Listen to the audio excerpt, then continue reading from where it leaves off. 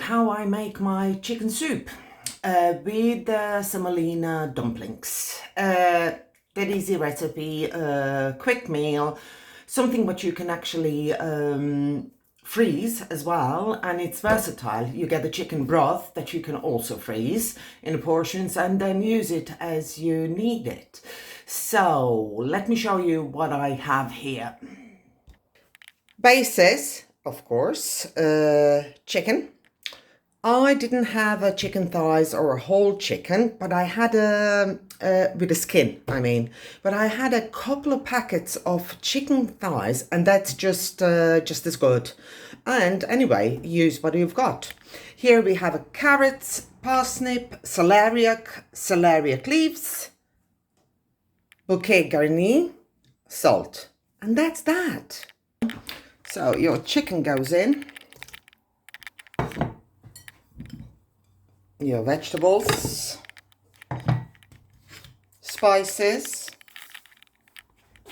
Look at this. It looks so nice. Okay, let me fill the water.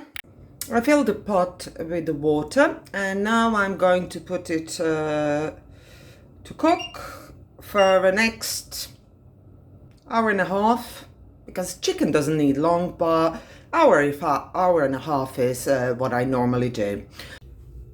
Bit of a background to this recipe. This is a favorite soup for my kids. They just love it. And I have been looking on internet, and my friend as well, and we noticed that actually we didn't find any recipes for the semolina dumplings, and they are really fantastic with a chicken soup. To be honest with you, with any kind of soup. Our soup has been bubbling away for an hour and 10 minutes.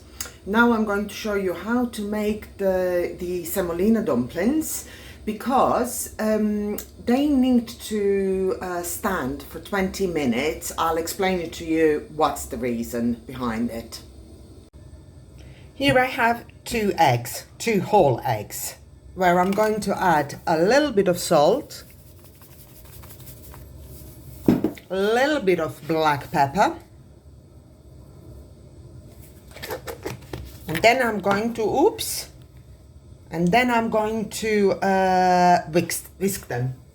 The eggs need to be whisked. I can speak English, I swear. The eggs need to be whisked really well. Here we go. This is what you need. Now we are going to add 8 tablespoons of coarse semolina.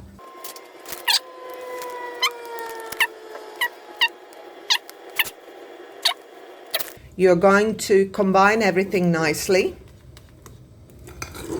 And this mixture is going to stand for 20 minutes, so the semolina soaks up or expands a little bit in the egg.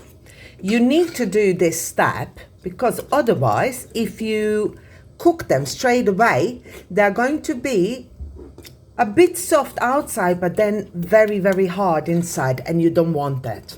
You need semolina dumplings to be really nice and soft throughout. Here is our soup that is cooked, and it looks really delicious. This is basically your chicken stock, and to use it you need to, of course, sieve it and remove everything and clean the pot. I have all the vegetables, chicken, and I'm going to set that aside, and later on when the dumplings are done and cooked, I'm going to cut up all this really finely in cubes, add it to the soup, and add some parsley, and that will be it.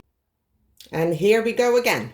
Our mixture for semolina dumplings has been resting for 20 minutes, and it's just right. And here I have the stock from the chicken soup. I am going to put it into the pot.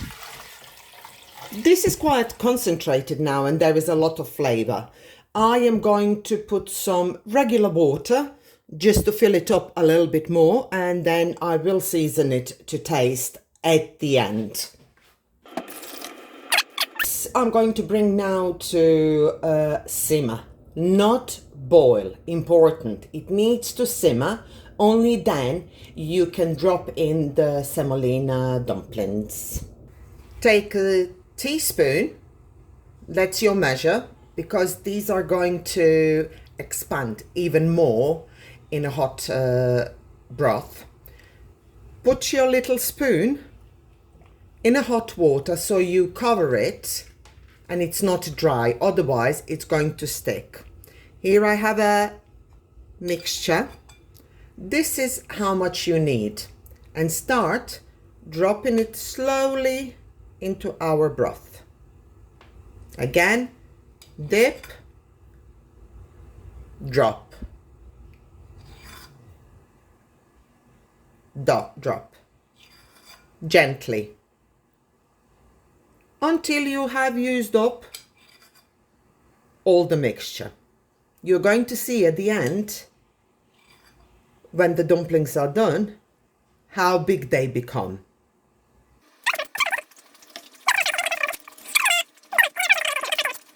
Once I have used everything up, I'm just going to cover it with a lid and let them do their thing.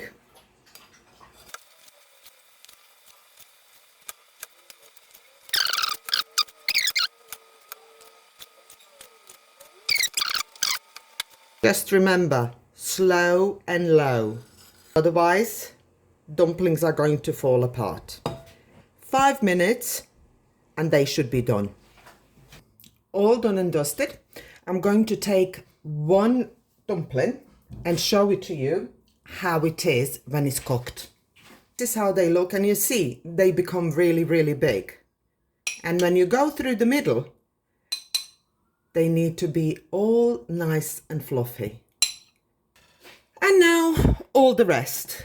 All the vegetables, parsley, chicken goes in. I will probably need to add some more salt and all-purpose seasoning. But not a lot. There is already quite a lot of flavor. So I'm going to add some salt.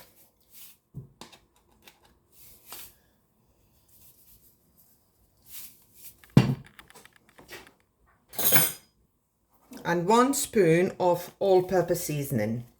That's something what we have back at home. It's called vegeta.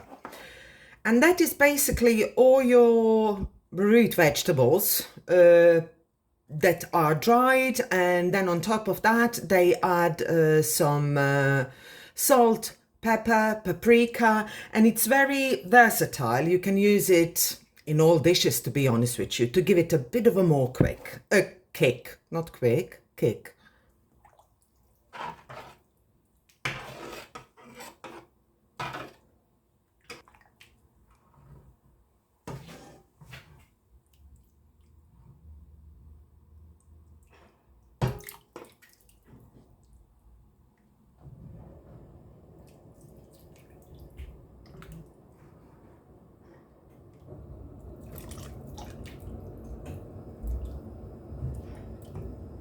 Look how beautiful that is. Proper comfort food. Goodness in a bowl, and this is my portion.